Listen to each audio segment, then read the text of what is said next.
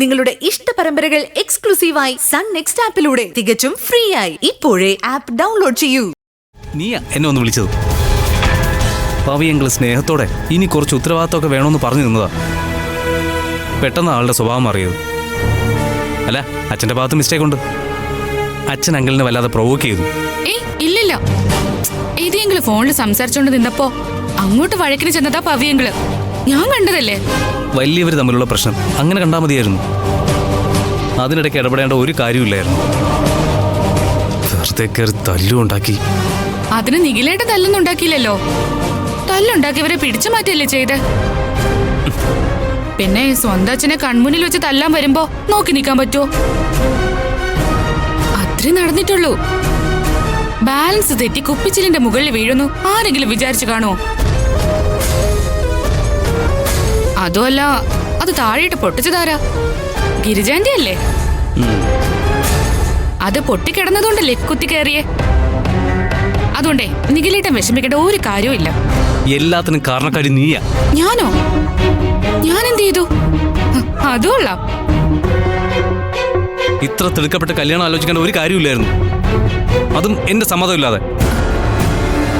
സമ്മതം ഇല്ലാതെയോ? നിഖിലേട്ടൻ എന്താ അങ്ങനെ പറഞ്ഞ?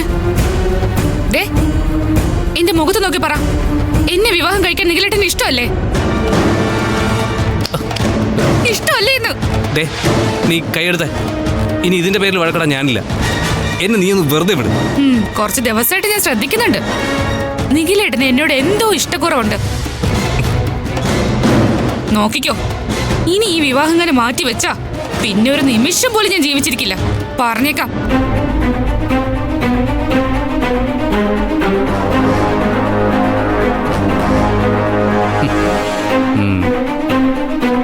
പേടിപ്പിക്കല്ലേ.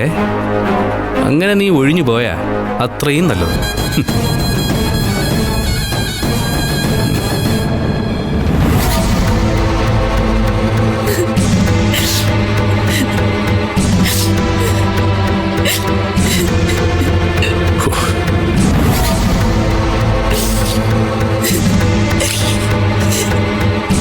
എടി, നീ ഇങ്ങനെ കരഞ്ഞ് ബഹളം ഉണ്ടാക്കേണ്ട കാര്യം എന്താ?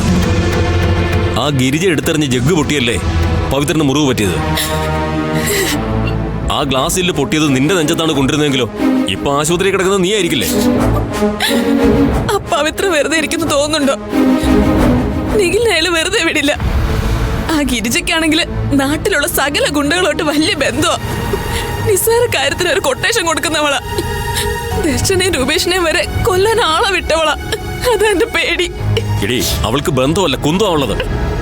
ഇടി, അവൾ അയച്ച ഏതെങ്കിലും ഗുണ്ടകൾ എന്തെങ്കിലും കുഴപ്പമുണ്ടാക്കിയിട്ടുണ്ടോ? നമ്മുടെ മാർക്കറ്റിലെ പിള്ളേരുണ്ട്, ഒരു കാശും കൊടുക്കണ്ട.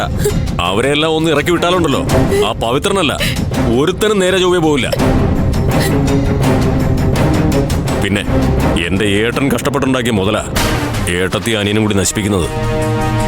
ഏട്ടത്തി അവന് സർവ്വ സ്വാതന്ത്ര്യവും കൊടുത്ത് അഴിഞ്ഞാടാൻ വിട്ടിരിക്കുന്നു. നീ തന്നെ കണ്ടതല്ലേ, സ്വന്തം കീസയിലേക്കാണെന്ന് അറിഞ്ഞുകൊണ്ട് തന്നെയാ ഏട്ടത്തി ലക്ഷങ്ങൾ മറിച്ചു കൊടുക്കുന്നത്. അതും പോരാഞ്ഞ് അവൻ സ്വന്തം നിലയിൽ കട്ടുമുടിക്കുന്നത്. അത് കണ്ടുകൊണ്ട് നിൽക്കാൻ ഇനി എനിക്ക് പറ്റില്ല. അത് നിങ്ങളുടെ കാര്യം. എന്റെ മോന്റെ കാര്യം ഓർത്താ എനിക്ക് ടെൻഷൻ. ആ പവിയേട്ട് നിങ്ങളെ അടിച്ചപ്പോ ഒരു മകൻ ചെയ്യേണ്ട കടമ അവൻ ചെയ്തത്. അതിന് പവിത്രനെ അവൻ തല്ലിയതൊന്നുമില്ലല്ലോ. പിടിച്ചു മാറ്റാൻ നോക്കിയപ്പോ അയാൾ മറിഞ്ഞു വീണു. സംഭവമൊക്കെ ശരിയാ, പക്ഷെ പവിയേട്ടനും ഗിരിജയും അതങ്ങനെ കാണില്ല. അവരവനെതിരെ പോലീസ് കേസ് വരെ കൊടുക്കും. ഏട്ടത്തിയാണെങ്കിൽ സംഭവിച്ചൊന്നും അറിഞ്ഞിട്ടുമില്ല. ഇതറിയുമ്പോ ഏട്ടത്തിന് എന്തു പറയുമോ എന്തോ. സംശയം എന്താ? സ്വന്തം ആങ്ങളെ ഏട്ടത്തി തള്ളി പറയില്ല. അതല്ലേ നമ്മൾ കണ്ടുകൊണ്ടിരിക്കുന്നത്. പണ്ട് പേരിനെങ്കിലും വഴക്ക് പറയുന്ന സ്വഭാവം ഉണ്ടായിരുന്നു, ഇപ്പോഴോ അതുമില്ല. എല്ലാം അങ്ങ് വിട്ടുകൊടുത്തേക്കല്ലേ. ഏട്ടത്തിയുടെ ആ സ്വഭാവം എനിക്ക് പിടിക്കാത്തത്. മരുവത്തൂരിലെ സ്വത്തിന് നിങ്ങൾ കഴിഞ്ഞിട്ടല്ലേ അവർക്ക് പോലും അവകാശമുള്ളൂ. പോട്ടെ, ഭാര്യയും മകനോ എന്നുള്ള നിലയ്ക്ക് ഏട്ടത്തിക്കുള്ള സ്ഥാനം മനസ്സിലാക്കാം. നിങ്ങൾ ഒരുമാതിരി ആസാക്കിക്കൊണ്ട് ഓരോന്ന് ചെയ്യുന്ന കാണുമ്പോ എനിക്കൊരുമാതിരി. ഇടി, നിഖിലിന്റെയും വീണയുടെയും കാര്യത്തിൽ പോലും എനിക്ക് വലിയ താല്പര്യമില്ല. പിന്നെ അവളുടെ പങ്ക് സ്വത്തുകൂടി നമ്മുടെ മോന് കിട്ടുമല്ലോ എന്ന് കരുതിയ. ഈ ദേശിയുടെ കാര്യം അറിയാമല്ലോ, ഏട്ടത്തി പറയുന്നതിന് അപ്പുറമില്ല. ഏട്ടനുള്ള കാലത്ത് സ്വത്ത് ഭാഗിച്ചതുകൊണ്ട് ഗീതേച്ചിക്ക് കുറച്ചധികം ഭൂമി കിട്ടി. ഏതായാലും നമ്മുടെ മോൻ നമ്മൾ വരച്ച വരയിൽ നിൽക്കുന്നവനല്ല. അവന്റെ തോന്നിയാസം പോലെ ജീവിക്കൂ. ഗിരിജയുടെ തനി പകർപ്പ് ആ ഉണ്ടക്കണ്ണി ശ്രേയയുടെ വായിൽ പെട്ടുപോകുന്ന ഞാൻ വിചാരിച്ചത്. ഏതായാലും ആ നശിച്ചവളേക്കാൾ ഭേദമാ വീണ. ആ ഗിരിജ പാഷാണത്തിൽ പോലും വിഷം ചേർക്കുന്നവളാ.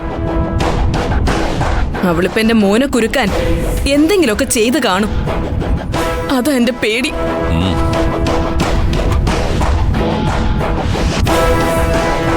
നമുക്ക് നോക്കാം. ഇത്രയും പേരുടെ കൺമുന്നിൽ വെച്ചുണ്ടായ സംഭവമല്ലേ. മറിഞ്ഞു വീണതും കുപ്പിച്ചില്ല് കയറിയതും ഒക്കെ എല്ലാവരും കണ്ടതാ. അതുകൊണ്ട് നമ്മുടെ മോന് കുഴപ്പമൊന്നും വരില്ല. ഏട്ടത്തിയെ അവരാരെങ്കിലും കണ്ട് പറഞ്ഞു തിരിക്കുന്നതിന് മുമ്പ് കണ്ട് സംസാരിക്കാൻ പറ്റിയാൽ കുഴപ്പമുണ്ടാവില്ല. അതുമല്ല, ദർശനേൻ്റെ ഉപേക്ഷ ഒപ്പം ഉണ്ടായിരുന്നല്ലോ. അവർ പറയുന്നത് ഏട്ടത്തി വിശ്വസിക്കൂ. നീ ധൈര്യമായിരിക്കേ.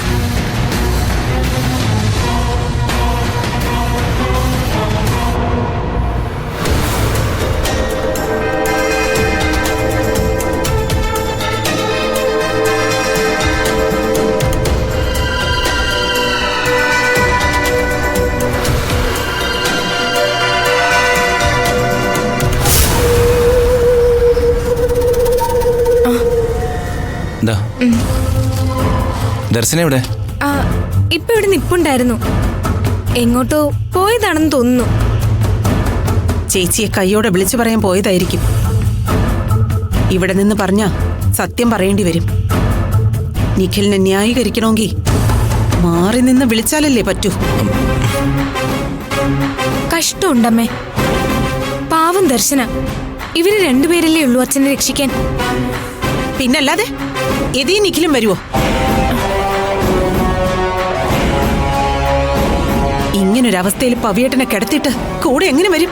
അവരും വരാൻ തുടങ്ങിയതല്ലേ. ശ്രേയ വേണ്ടെന്ന് പറഞ്ഞത്. ഞാൻ ദർശനം എവിടെയാ നോക്കട്ടെ. നീ അതിൽ നിന്നൊരു ജ്യൂസിങ് എടുത്തേ.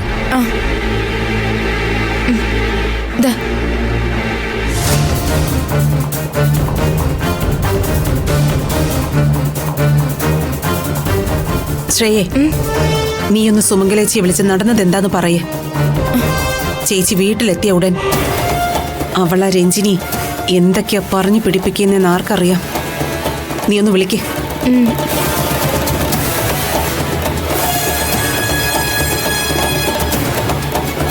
താങ്കൾ വിളിക്കാൻ ശ്രമിക്കുന്ന നമ്പർ ഇപ്പോൾ സ്വിച്ച് ഓഫ് ആണ്.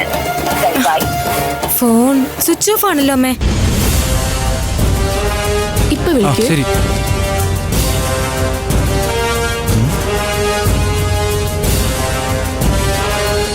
ദർശൻ ഇതെവിടെ പോയി?